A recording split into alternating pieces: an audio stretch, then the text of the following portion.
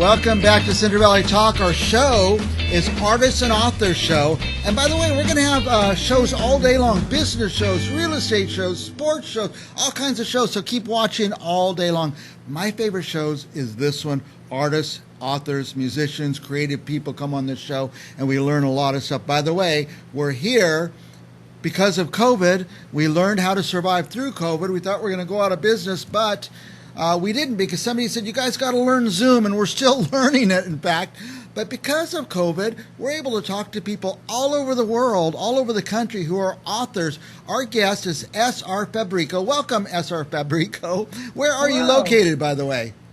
I'm sorry? Where are you located? I am in Tennessee. Tennessee, okay. If not for COVID and us having to learn Zoom, we never would have got to talk to you. So in some ways, we're happy that COVID happened. And welcome. It's actually kind of funny that you mention it. I ended up writing my book because of COVID. Because of COVID. You're stuck at home, and you did that. By the way, and I want to say this to you, this is your first book, your first novel, I guess you call it. And I just want to say congratulations, because I always say this, including myself, anybody could write a book. I certainly have.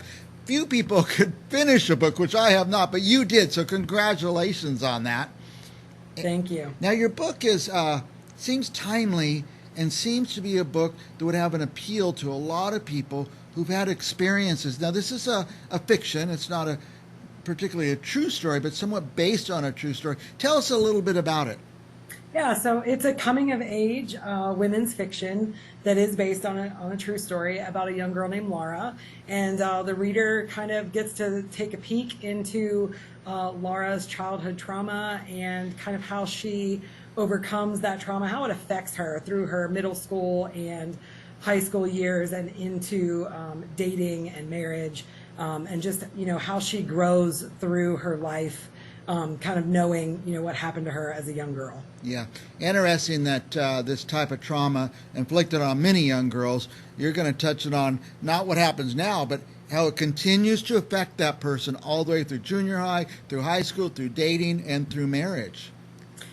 Yeah, it really does. It kind of shapes, it just shapes a lot of the ways of how you think about things, respond to things.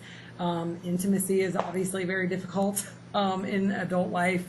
But the good news is, the story does have a happy ending, and she is able to kind of overcome, that trauma. It's not really easy for most people to even talk about it.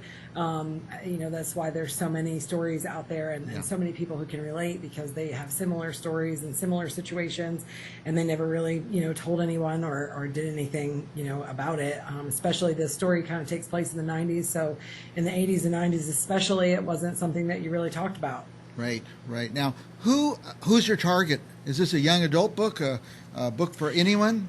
I think it is a book for anyone. I think that parents could learn a lot from it, especially how to be more open and have open conversations with their children. I think that, definitely new adult, 18 to 25, that tends to be the age when typically girls who may have been abused in their younger years actually start to talk about it and kind of realize and understand more what happened and the effects that it caused. Like, you don't know it when you're a child, but when you start to hit that 18, 19, 20, 21 is when you start to realize, oh man, I have some things I need to work through here. So I think it could be very helpful for kids of that age. And then even, there's so many women and men, for that matter, that have gone through these things that they don't realize that it happens to so many people. And so I think it's generally kind of a book for everyone.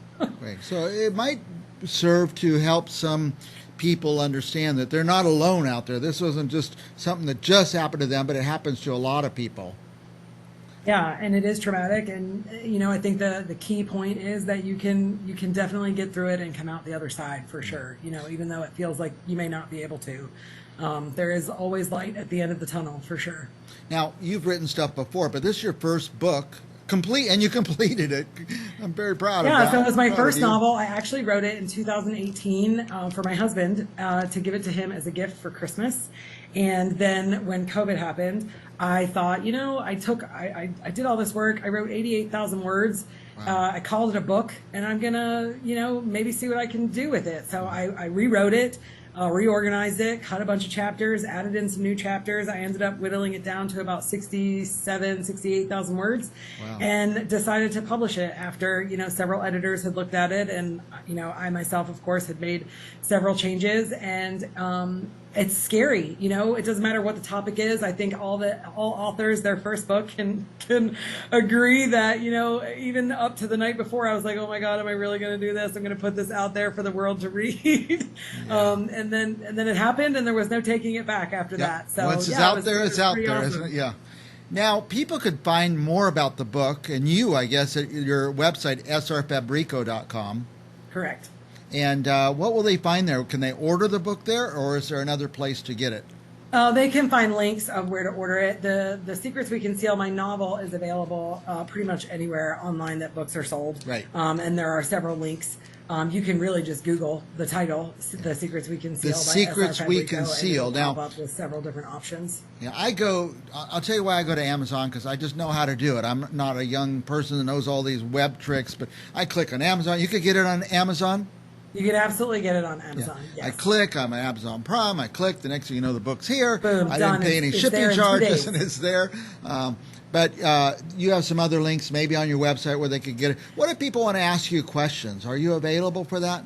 Yes, I have a social media, and then there's also an email, like a contact form on my website. I do get lots of communication from readers, actually, that reach out to me and ask me questions or just say thank you for, writing this book. It meant so much to me, whatever have you.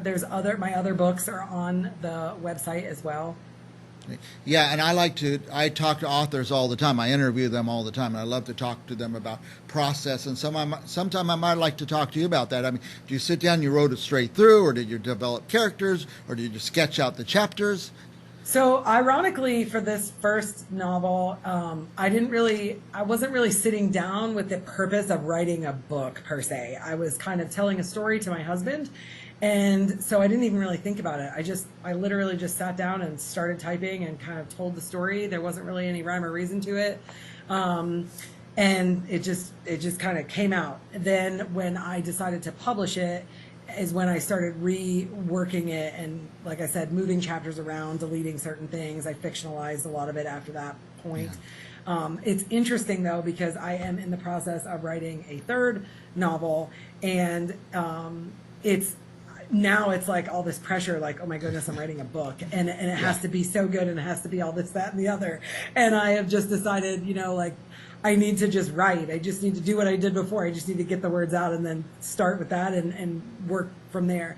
So with my third one, I have character development and a storyline, an outline that I start with first. So I kind of develop the characters and some different things about the characters, and then an outline, and then I start kind of writing the story that way. Wow. Is what I do now. That sounds like a great process. I love to hear about these processes. I want to talk to you when that book's done, and then we're going to ask about the processes again, and did it work to do it that way, and things like that. So we're about out of time. What else do you want our viewers to know?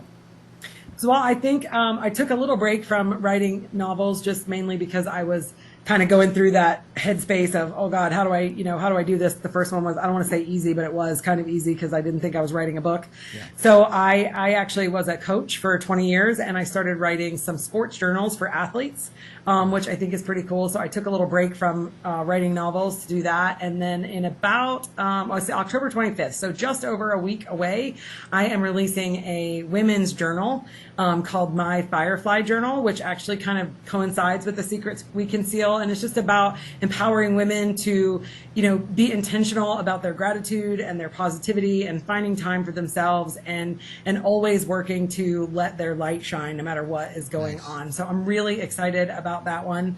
And then hopefully I will have another novel out soon by 2023. So that's what's going on with me. Very good. Very good. The book is The Secrets We Conceal. The author's S.R. Fabrico from, where did you say you were right now? Tennessee, oh my goodness. And go to her website, srfabrico.com. By the way, if you didn't write all that down, call me. I'll keep this information on my desk, srfabrico.com, how to reach her. A book. Hey, here's my recommendation to our viewers.